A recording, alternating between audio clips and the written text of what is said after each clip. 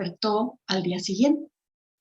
Cuando bajó para ver qué pasaba, el niño ya estaba en la puerta. ¡Mira!, le dijo con los ojos brillantes de excitación. ¡Es la guerra! Un batallón de soldados imponentes en sus atuendos de guerra y armamentos marchaban en dirección a la puerta sur de Akbar. Un grupo de músicos los seguía, marcando el paso del batallón con el ritmo de sus tambores. «Ayer tenías miedo», le dijo Elías. «No sabía que teníamos tantos soldados. Nuestros guerreros son los mejores». Dejó al niño y salió a la calle. Necesitaba a toda costa encontrar al gobernador. Los otros habitantes de la ciudad también habían sido despertados por el sonido de los himnos de guerra y estaban hipnotizados. Por primera vez en sus vidas, asistían al desfile de un batallón organizado, con sus uniformes militares, las lanzas y los escudos reflejando los primeros rayos del sol. El comandante había conseguido realizar un trabajo envidiable. Había preparado a su ejército sin que nadie se diera cuenta, y ahora, este era el temor de Elías. Podía hacer que todos creyeran que la victoria sobre los asirios era posible. Se abrió camino entre los soldados y consiguió llegar hasta el frente de la columna. Allí, montados a caballo, el comandante y el gobernador encabezaban la marcha. «Tenemos un trato», dijo Elías corriendo al lado del gobernador. «Puedo hacer un milagro». El gobernador no le respondió. La guarnición atravesó la montaña y salió hacia el valle. «Sabes que este ejército es una ilusión», insistió. «Los asirios tienen ventaja de 5-1 y poseen experiencia de guerra. No dejes que Akbar sea destruida». «¿Qué es lo que quieres ahora?», preguntó el gobernador sin detener su caballo. «Anoche envié a un emisario a buscarte para hablar y le dijeron que estabas fuera de la ciudad. ¿Qué más podía hacer?» «Enfrentar a los asirios en campo abierto es un suicidio, lo sabes muy bien». El comandante escuchaba la conversación sin hacer ningún comentario. Ya había discutido su estrategia con el gobernador. El profeta israelita quedaría sorprendido. Elías corría al lado de los caballos sin saber exactamente lo que tenía que hacer. La columna de soldados dejó la ciudad y se dirigió al medio del valle. «Ayúdame, Señor», pensaba él. «Así como detuviste el sol para ayudar a Josué en el combate, detén el tiempo y haz que yo consiga convencer al gobernador de su error». Cuando terminó de pensar esto, el comandante gritó: «¡Alto!». «Quizás sea una señal», se dijo Elías. «Tengo que aprovecharla». Los soldados formaron 2 líneas de combate como murallas humanas. Los escudos fueron sólidamente apoyados en el suelo y las armas apuntaron al frente. «¿Crees que estás viendo al ejército de Akbar?», dijo el gobernador a Elías. «Estoy viendo a jóvenes que se ríen de la muerte», fue la respuesta. «Pues para que te enteres, esto es solo un batallón. La mayoría de nuestros hombres está en la ciudad, encima de las murallas. Colocamos calderas de aceite hirviendo listas para ser arrojadas sobre la cabeza de quien intente escalarlas. Tenemos alimentos distribuidos por varias casas para evitar que las flechas incendiarias puedan acabar con nuestra comida. Según los cálculos del comandante, podemos resistir cerca de 2 meses el sitio de la ciudad. Mientras los asirios se preparaban, nosotros hacíamos lo mismo». «Nunca me dijiste nada de esto», dijo Elías. «Recuerda que aunque hayas ayudado al pueblo de Akbar, continúas siendo un extranjero, y algunos militares pueden pensar que eres un espía. Pero tú deseabas la paz». «La paz continúa siendo posible, incluso después de iniciado el combate, solo que entonces negociaremos en condiciones de igualdad». El gobernador le confió que había enviado mensajeros a Tiro y Sidón, dando cuenta del grave peligro en que se hallaban. Había sido difícil para él decidirse a pedir ayuda, pues podían pensar que era incapaz de controlar la situación. pero había decidido finalmente que era la única salida. Y aquí me hago la reflexión de cómo es que muchas veces cuando somos sumamente independientes y autosuficientes, creemos que todo lo podemos resolver y cuán importante es darnos cuenta cuando nuestra capacidad está limitada o cuando podríamos hacer las cosas un poco más fácilmente si simplemente pidiéramos ayuda. Así es que sí, así pasa. A veces nos cuesta mucho trabajo pedir ayuda porque estamos tan acostumbrados a que hacer las cosas por nuestra propia cuenta.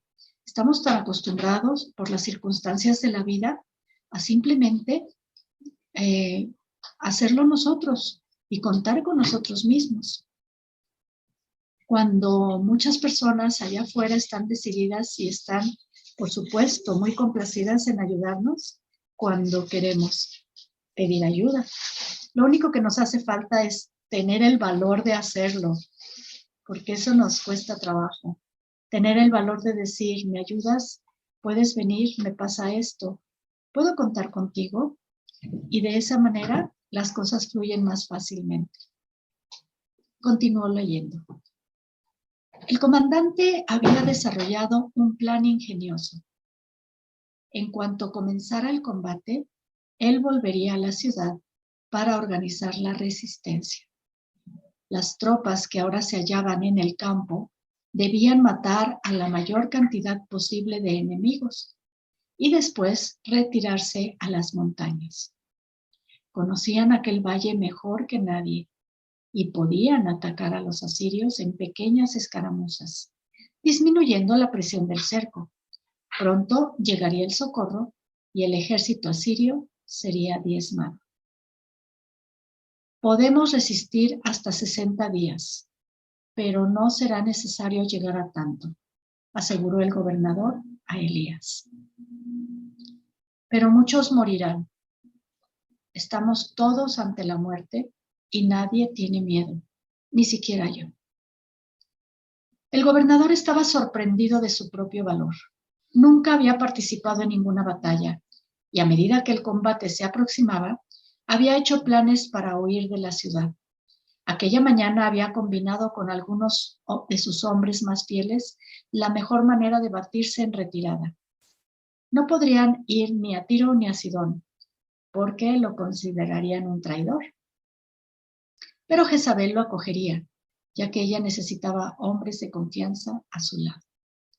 No obstante, al pisar el campo de batalla, veía en los ojos de los soldados una enorme alegría, como si hubiesen sido entrenados la vida entera para un objetivo y finalmente el gran momento hubiera llegado. El miedo existe hasta el momento en que lo inevitable sucede, le dijo Elías a Elías. Después de esto, no debemos perder nuestra energía con él. Elías se hallaba confuso. Él también participaba de esa sensación, aun cuando le diese vergüenza reconocerlo. Se acordó del entusiasmo del niño cuando pasaba la tropa.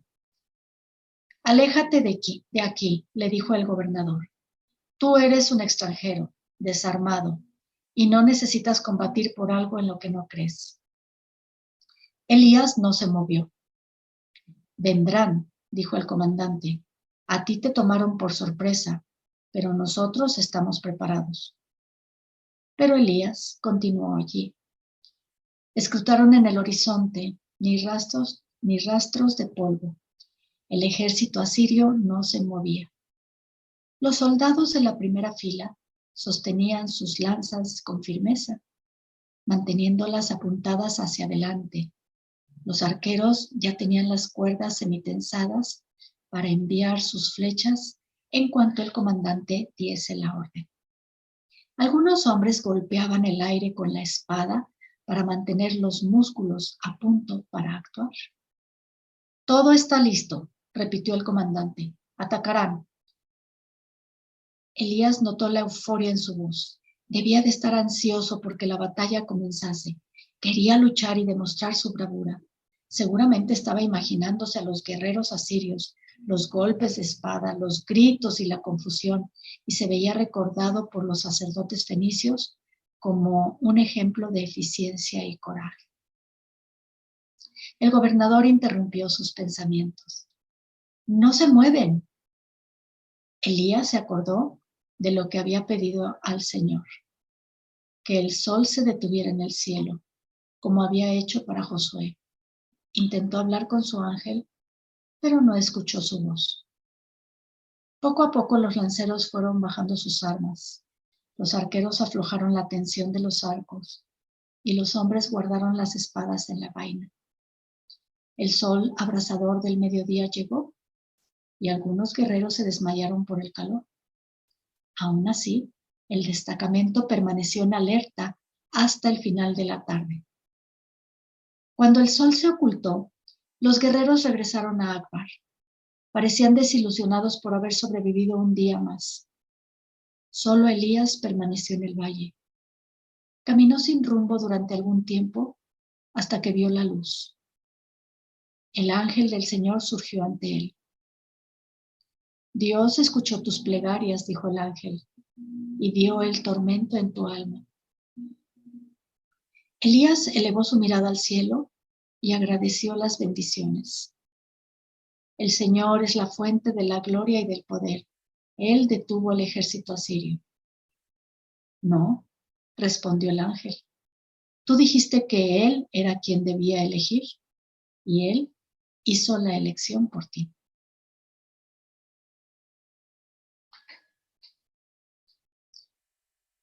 Vámonos, dijo la mujer a su hijo. No quiero irme, respondió el niño. Estoy orgulloso de los soldados de Akbar. La madre le obligó a juntar sus pertenencias. Lleva solo lo que puedas cargar, le dijo. Te olvidas de que somos pobres y bien poca cosa tengo. Elías subió a su habitación. La contempló como si fuera la primera y última vez. Enseguida bajó y se quedó mirando cómo la viuda guardaba sus tintas. Gracias por llevarnos contigo, dijo ella. Cuando me casé tenía apenas 15 años y no sabía cómo era la vida.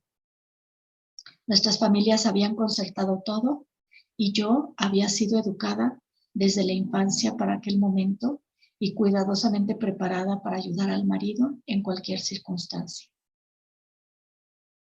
¿Lo amabas?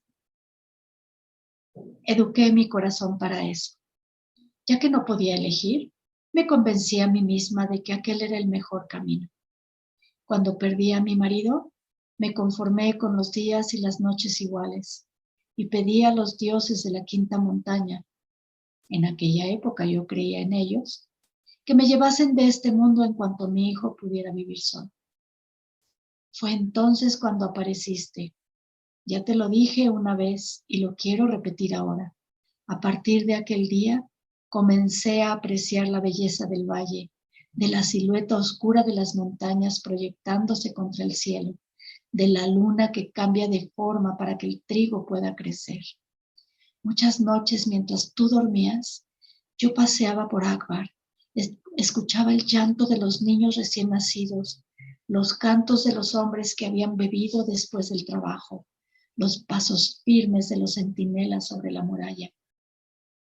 ¿Cuántas veces yo ya había visto aquel paisaje sin reparar en su belleza?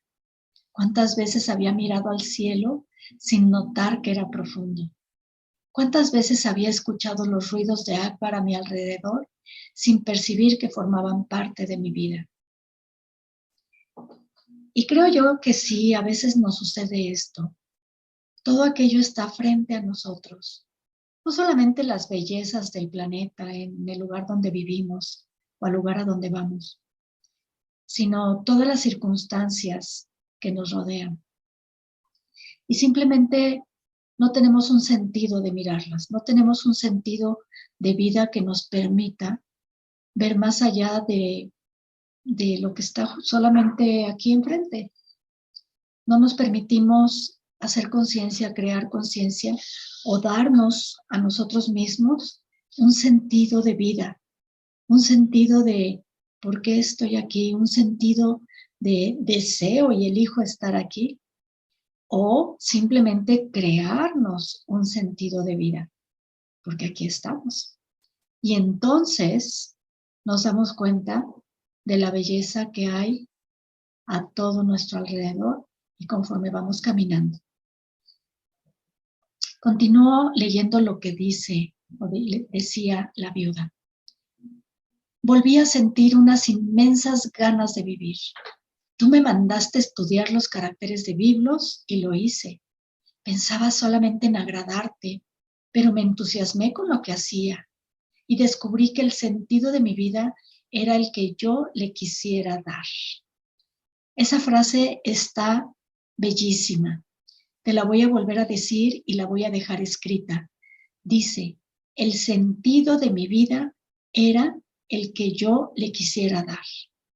Ahora lo pongo en mí y en presente.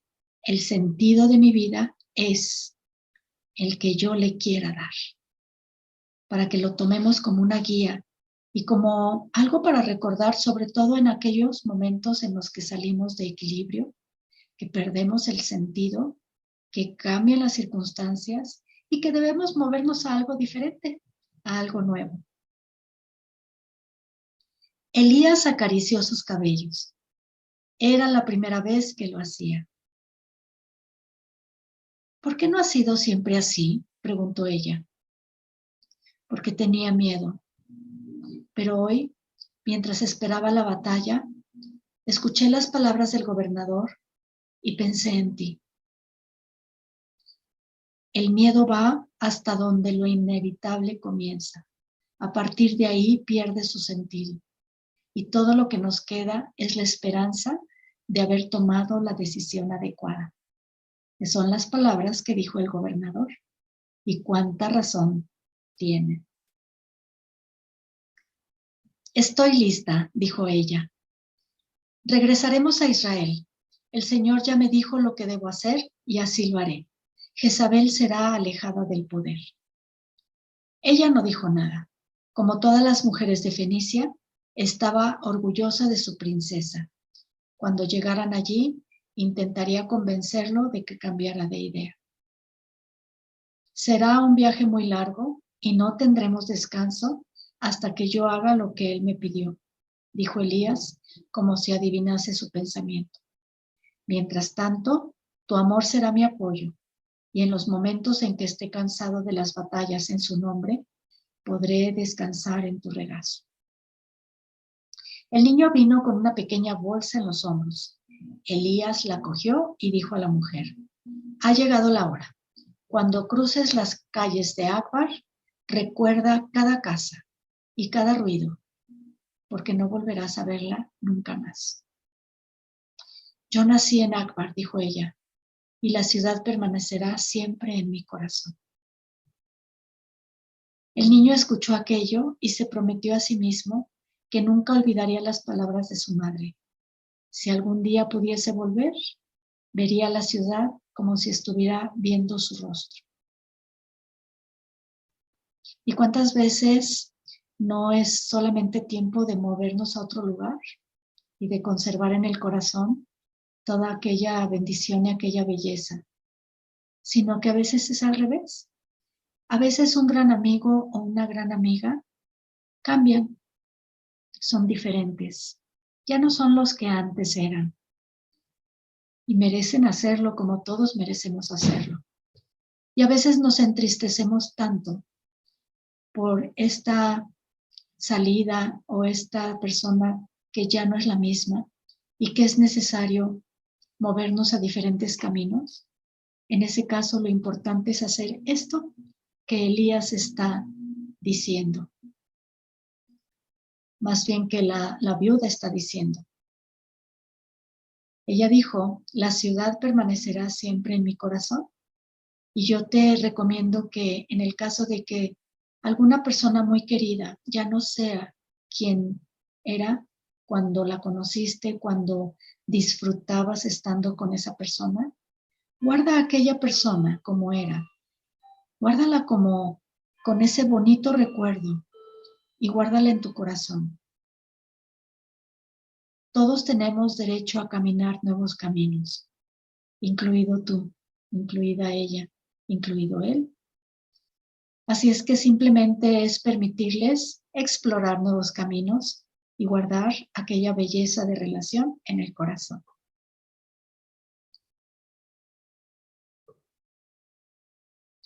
Ya estaba oscuro cuando el sacerdote llegó a los pies de la quinta montaña. Traía en la mano derecha un bastón y llevaba una bolsita en la izquierda. Sacó de la bolsita el óleo sagrado con el que se untó la frente y las muñecas. Después, con el bastón, dibujó en la arena el toro y la pantera, símbolos del dios de la tempestad y de la gran diosa. Recitó las oraciones rituales y al finalizar abrió los brazos hacia el cielo para recibir la revelación divina. Los dioses ya no hablaban más.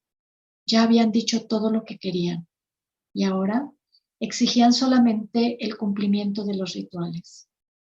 Los profetas habían desaparecido en todo el mundo, excepto en Israel, que era un país atrasado y supersticioso, que todavía creía que los hombres pueden comunicarse con los creadores del universo. Recordó que, 2 generaciones atrás, Tiro y Sidón habían comerciado con un rey de Jerusalén llamado Salomón. Él estaba construyendo un gran templo y quería adornarlo con lo mejor que existiera en el mundo. Entonces mandó comprar los cedros de Fenicia, que ellos llamaban Líbano. El rey de Tiro suministró el material necesario y recibió a cambio 20 ciudades de Galilea, pero estas no le agradaron. Salomón entonces había ayudado a construir sus primeros barcos y ahora Fenicia tenía la mayor flota comercial del mundo. En aquella época, Israel aún era una gran nación, aun cuando adorase a un solo Dios, del cual ni siquiera sabían su nombre, y acostumbraban llamarle simplemente el Señor.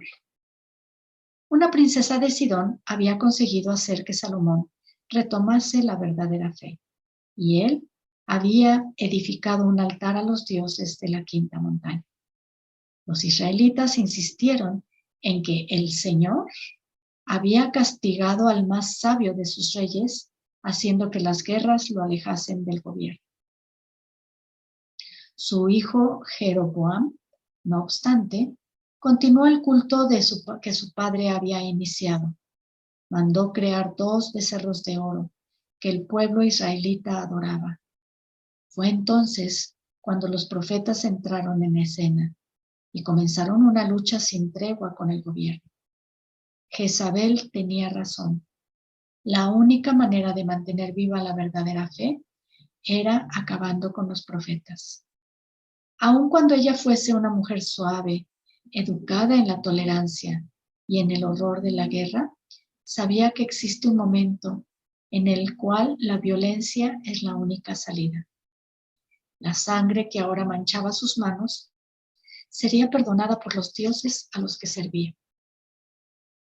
En breve mis manos también estarán manchadas de sangre, dijo el sacerdote a la montaña que se elevaba silenciosa frente a él.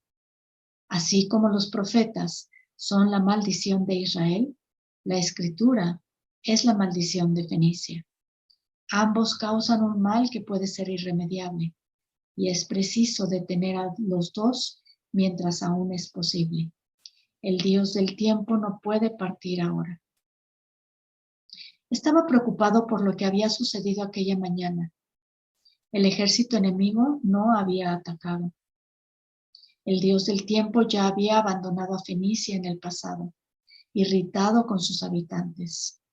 En consecuencia, se apagó el fuego de las lámparas. Los carneros y las vacas abandonaron a sus crías y el trigo y la cebada continuaron siempre verdes. El dios Sol mandó gente importante a buscarlo, el águila y el dios de la tempestad, pero nadie conseguía encontrar al dios del tiempo. Finalmente, la gran diosa envió a una abeja, que lo encontró durmiendo en un bosque y le picó. Él se despertó furioso y comenzó a destruir todo cuanto le rodeaba. Fue necesario prenderlo y retirar el odio que había en su alma, y a partir de entonces todo volvió a la normalidad. Si se decidiese a partir otra vez, la batalla no tendría lugar. Los asirios quedarían para siempre a la entrada del valle y Akbar continuaría existiendo. El valor es la plegaria del miedo, se dijo. Por eso estoy aquí. Tengo que mostrar a los guerreros de Akbar que existe una razón para defender la ciudad. No es el pozo, ni el mercado, ni el palacio del gobernador. Vamos a enfrentar al ejército asirio porque tenemos que dar el ejemplo. La victoria asiria acabaría para siempre con la amenaza del alfabeto. Los conquistadores impondrían su lengua y sus costumbres, aunque continuasen adorando a los mismos dioses en la quinta montaña. Y eso era lo importante. En el futuro, nuestros navegantes llevarán a otros países las hazañas de los guerreros. Los sacerdotes recordarán los nombres y la fecha en que Akbar intentó resistir la invasión asiria. Los pintores dibujarán caracteres egipcios en los papiros. Los escribas de biblos estarán muertos. Los textos sagrados continuarán exclusivamente en poder de aquellos que nacieron para aprenderlos. Entonces las próximas generaciones intentarán imitar lo que hicimos y construiremos un mundo mejor. Pero ahora, continuó él, necesitamos perder esta batalla. Lucharemos con bravura, pero estamos en una situación inferior y moriremos con gloria. En ese momento el sacerdote escuchó a la noche y vio que tenía razón. El silencio anticipaba el momento de un combate importante, pero los habitantes de Akbar lo interpretaban de una manera equivocada. Bajaron sus lanzas y se divertían cuando tenían que vigilar. No prestaban atención al ejemplo de la naturaleza. Los animales permanecen silenciosos cuando el peligro está próximo. Que se cumplan los designios de los dioses, que los cielos no caigan sobre la tierra, porque hicimos todo como es debido y obedecimos la tradición, concluyó él.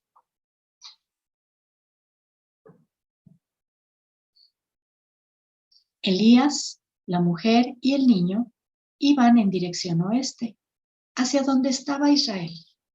No había necesidad de pasar por el campamento asirio que se encontraba al sur. La luna llena facilitaba la caminata, pero al mismo tiempo proyectaba sombras extrañas y dibujos siniestros en las rocas y piedras del valle.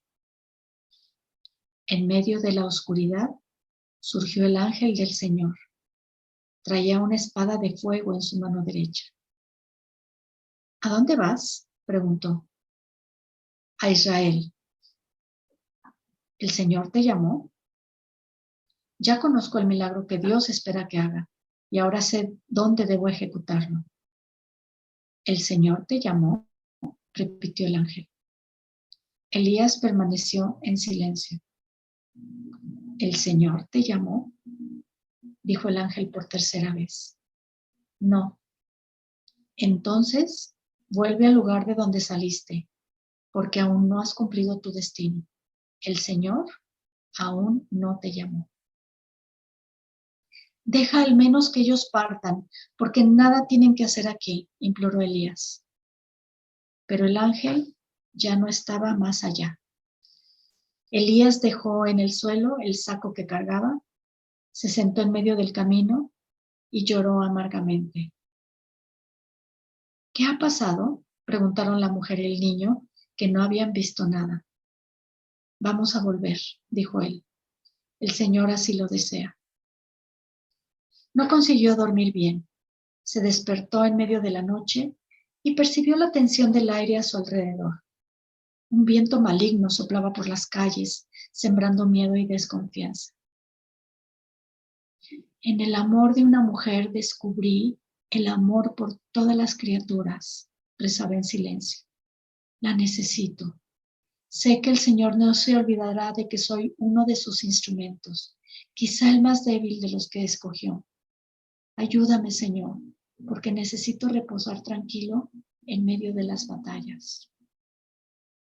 Se acordó del comentario del gobernador acerca de la inutilidad del miedo. A pesar de eso, no conseguía conciliar el sueño. Necesito energía y tranquilidad. Dame reposo mientras sea posible. Pensó en llamar a su ángel, conversar un poco con él, pero podía oír cosas que no deseaba y cambió de idea. Para relajarse, bajó hasta la sala. Las alforjas que la mujer había preparado para la fuga aún no estaban deshechas. Pensó en ir a su habitación.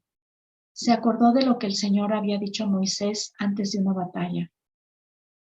El hombre que ama a una mujer y aún no la recibió, que retorne a su casa para que no muera en la lucha y otro hombre la reciba.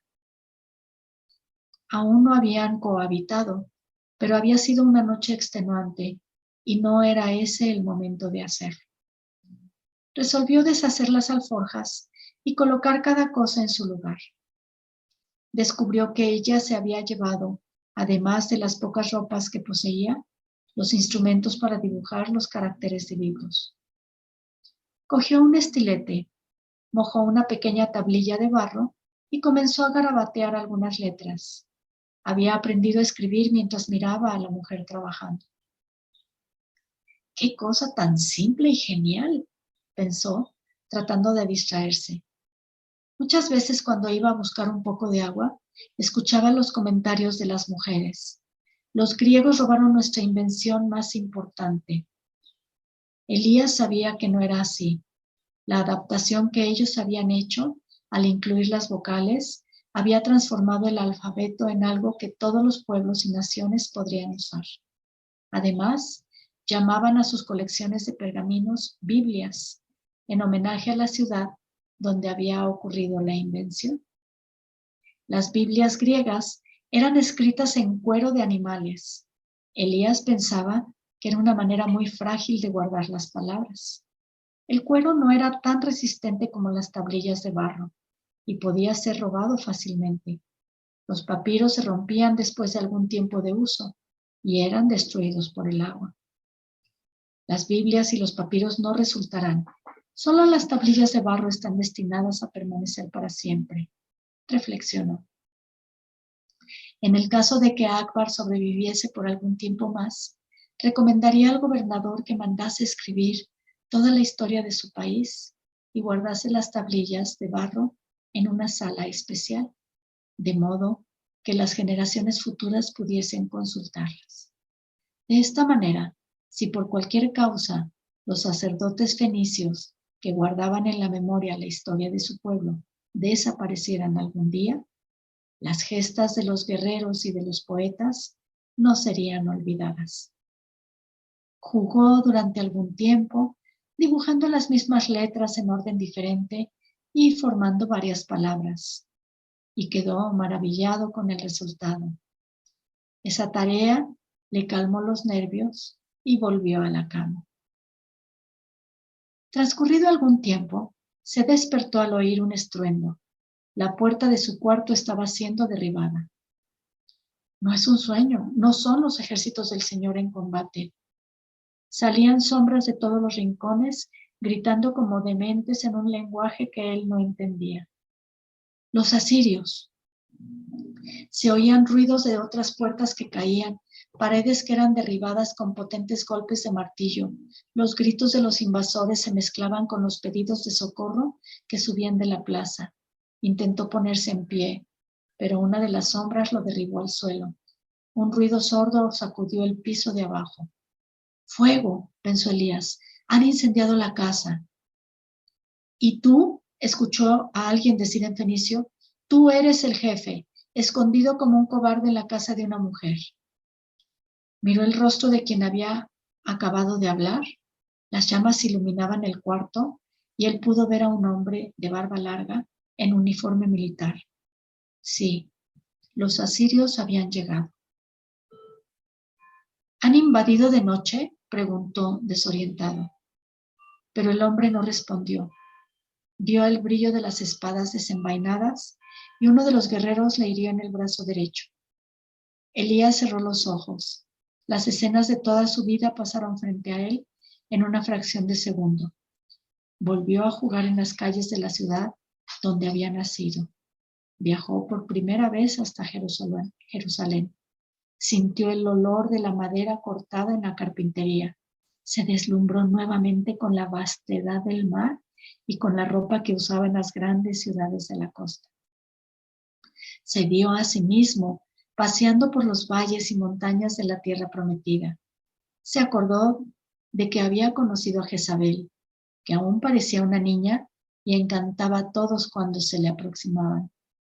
Asistió otra vez a la masacre de los profetas, volvió a escuchar la voz del Señor que le ordenaba ir al desierto, volvió a ver los ojos de la mujer que lo esperaba en la entrada de Sarepta, ciudad a la que sus habitantes llamaban Akbar, y se dio cuenta de que la había amado desde el primer momento. Volvió a subir a la quinta montaña, a resucitar al niño, a ser acogido por el pueblo como sabio y juez. Miró hacia el cielo que cambiaba rápidamente sus constelaciones de lugar. Se deslumbró con la luna que mostraba sus 4 fases en un mismo instante. Sintió el frío, el calor, el otoño y la primavera, la lluvia y el fulgor del rayo. Las nubes volvieron a pasar en millones de formas diferentes y los ríos hicieron correr sus aguas por segunda vez en el mismo lecho. Revivió el día en que había notado cómo estaba siendo armada la primera tienda asiria, después de la segunda, las varias, las múltiples, los ángeles que iban y venían, la espada de fuego en el camino hacia Israel, el insomnio, los dibujos de las tablillas, y estaba otra vez en el presente. Pensaba en lo que estaría sucediendo en el piso de abajo. Era preciso salvar a cualquier precio a la viuda y a su hijo. ¡Fuego!, decía a los soldados enemigos. La casa se está quemando. No tenía miedo. Su única preocupación eran la viuda y su hijo. Alguien empujó su cabeza contra el suelo y él sintió el sabor de la tierra en su boca. La besó, le dijo cuánto la amaba y le explicó que había hecho lo posible para evitar aquello. Quería librarse de sus captores, pero alguien mantenía el pie en su pescuezo. Debe haber huido, pensó. No harían daño a una mujer indefensa. Una profunda calma invadió su corazón. Tal vez el Señor se había dado cuenta de que él no era el hombre adecuado y había descubierto a otro profeta para rescatar a Israel del pecado. La muerte había llegado por fin, de la manera esperada, a través del martirio. Aceptó su destino y se quedó esperando el golpe mortal. Pasaron algunos segundos, las voces continuaban gritando, la sangre chorreaba de su herida, pero el golpe fatal no llegaba.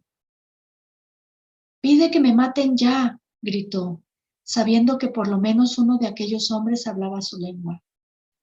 Pero nadie hizo caso de lo que decía. Discutían acaloradamente como si hubiera surgido alguna complicación. Algunos soldados empezaron a darle patadas y por primera vez Elías notó que el instinto de conservación retornaba, lo que le produjo pánico. No puedo desear ya la vida, pensó desesperado, porque no conseguiré salir de este cuarto. No obstante, nada sucedía y el mundo parecía eternizarse en aquella confusión de gritos, ruidos y polvo. Quizá el Señor había hecho lo mismo que con Josué y el tiempo se había detenido en medio del combate. Fue entonces cuando escuchó los gritos de una mujer en el piso de abajo. En un esfuerzo sobrehumano, consiguió empujar a uno de los guardias y levantarse, pero pronto lo volvieron a derribar. Un soldado le pegó un puntapié en la cabeza y él se desmayó. Algunos minutos después recuperó el sentido. Los asirios lo habían llevado al medio de la calle. Aún atontado, levantó la cabeza. Todas las casas del barrio ardían. «Una mujer indefensa e inocente está encerrada allá adentro, sálvenla». Gritos, correrías, confusión por todas partes. Intentó levantarse, pero fue nuevamente derribado. Señor, tú puedes hacer lo que quieras conmigo, porque dediqué mi vida y mi muerte a tu causa, rezó Elías, pero salva a aquella que me acogió. Alguien lo levantó por los brazos. Ven a ver, dijo el oficial asirio que conocía su lengua. Te lo mereces. 2 guardias lo sujetaron y lo empujaron en dirección a la puerta. La casa estaba siendo rápidamente devorada por las llamas y la luz del fuego iluminaba todo alrededor. Llegaban a sus oídos gritos provenientes de todos los rincones. Niños llorando, viejos implorando perdón, mujeres desesperadas que buscaban a sus hijos. Pero solo escuchaba los pedidos de socorro de aquella que lo había acogido. ¿Qué pasa? Hay una mujer y un niño allá adentro. ¿Por qué nadie los salva? ¿Por qué hacen esto con ellos? Porque ella intentó esconder al gobernador de Akbar. Yo no soy el gobernador de Akbar. Están cometiendo una terrible equivocación. El oficial asirio lo empujó hasta la puerta. El techo se había derrumbado por causa del incendio y la mujer estaba semienterrada por las ruinas. Elías podía ver apenas su brazo, agitándose desesperadamente. Ella pedía socorro, implorando que no la dejasen ser quemada viva. ¿Por qué me salvan y hacen esto con ella?, imploró. No vamos a salvarte. Solo queremos que sufras lo máximo posible. Nuestro general murió apedreado y sin honor delante de las murallas de la ciudad. Vino en busca de vida y fue condenado a muerte. Ahora tú tendrás el mismo destino. Elías luchaba desesperadamente para librarse, pero los guardias lo sacaron de allí. Salieron por las calles de Akbar en medio de un calor infernal. Los soldados sudaban copiosamente y algunos parecían impresionados por la escena que acababan de ver. Elías se debatía y clamaba contra los cielos, pero tanto los asirios como el Señor permanecían mudos. Fueron hasta el centro de la plaza. La mayoría de los edificios de la ciudad estaban ardiendo y el ruido de las llamas se mezclaban con los gritos de los habitantes de Akbar. Suerte que existe la muerte. ¿Cuántas veces había pensado en esto desde aquel día en el establo? Los cadáveres de los guerreros de Akbar, la mayoría de ellos sin uniforme, yacían diseminados por el suelo. Podía ver a personas corriendo en todas direcciones, sin saber a dónde estaban yendo, sin saber lo que estaban buscando, movidas únicamente por la necesidad de fingir que estaban haciendo alguna cosa, luchando contra la muerte y la destrucción. ¿Por qué hacen esto?, pensaba. ¿No ven que la ciudad está en manos del enemigo y que no tienen hacia dónde huir? Todo había sucedido de forma muy rápida. Los asirios se habían aprovechado de la enorme ventaja numérica y habían conseguido salvar a sus guerreros de los combates. Los soldados de Akbar habían sido exterminados casi sin combatir. Se detuvieron en medio de la plaza. Elías fue colocado de rodillas en el suelo y le ataron las manos. Ya no escuchaba más los gritos de la mujer. Quizá había muerto rápidamente, sin pasar por la tortura lenta de ser quemada viva. El Señor la tenía entre sus brazos y ella llevaba a su hijo consigo. Otro grupo de soldados asirios traía a un prisionero con el rostro deformado por los golpes. Aún así, Elías reconoció al comandante. ¡Viva Akbar!, iba gritando. ¡Larga vida para Fenicia y sus guerreros que se baten con el enemigo durante el día! ¡Muerte a los cobardes que atacan en la oscuridad! Apenas tuvo tiempo de completar la frase. La espada de un general asirio descendió y la cabeza del comandante rodó por el suelo. Ahora me toca a mí, se dijo Elías. La encontraré otra vez en el paraíso y pasearemos cogidos de la mano. En ese momento un hombre se aproximó y comenzó a discutir con los oficiales. Era un habitante de Akbar que acostumbraba a frecuentar las reuniones en la plaza. Recordaba haberlo ayudado a resolver un serio problema con un vecino. Los asirios discutían, hablaban cada vez más alto y lo señalaban.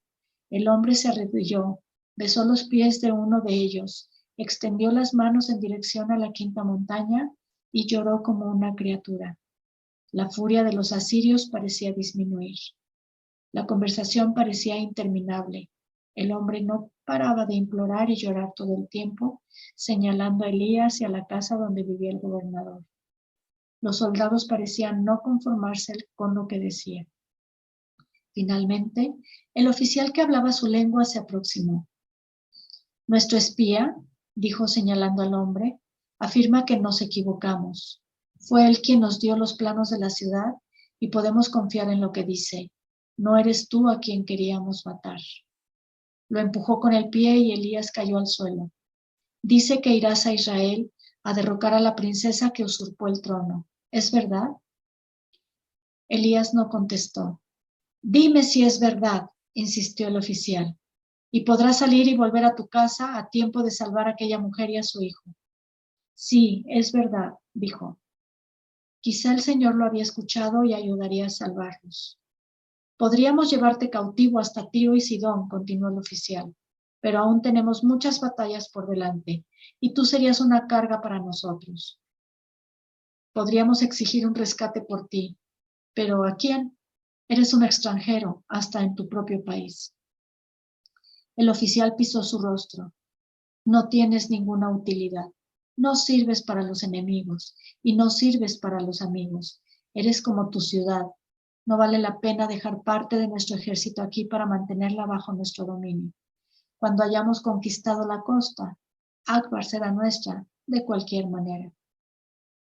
Tengo una pregunta, dijo Elías, solo una pregunta. El oficial lo miró desconfiado. ¿Por qué atacaron de noche? ¿No saben que en todas las guerras se lucha durante el día? No quebrantamos la ley. No hay tradición que prohíba esto, respondió el oficial, y tuvimos mucho tiempo para conocer el terreno. Estaban tan preocupados por sus costumbres que se olvidaron de que las cosas cambian. Sin añadir nada más, el grupo se alejó. Entonces se aproximó el espía y él desató las manos. Me prometí a mí mismo que un día pagaría tu generosidad y he cumplido mi palabra. Cuando los asirios entraron en el palacio, uno de los siervos informó que aquel a quien buscaban estaba refugiado en casa de la viuda. Mientras ellos iban hasta allí, el verdadero gobernador consiguió escapar. Elías no prestaba atención. El fuego crepitaba por todas partes y los gritos continuaban. En medio de la confusión, era posible advertir que un grupo aún mantenía la disciplina, obedeciendo una orden invisible. Los asirios se retiraban en silencio. La batalla de Akbar había terminado. Está muerta, se dijo. No quiero ir allá porque ya está muerta. O se salvó por un milagro y entonces vendrá a buscarme.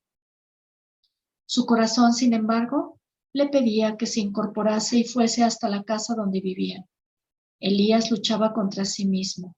No era solamente el amor de una mujer lo que estaba en juego en aquel momento, sino toda su vida, la fe en los designios del Señor, la partida de su ciudad natal, la idea de que tenía encomendada una misión y era capaz de cumplirla. Miró a su alrededor, buscando una espada para acabar con su vida, pero los asirios se habían llevado todas las armas de Akbar. Pensó en arrojarse a las llamas de las casas que ardían, pero tuvo miedo al dolor.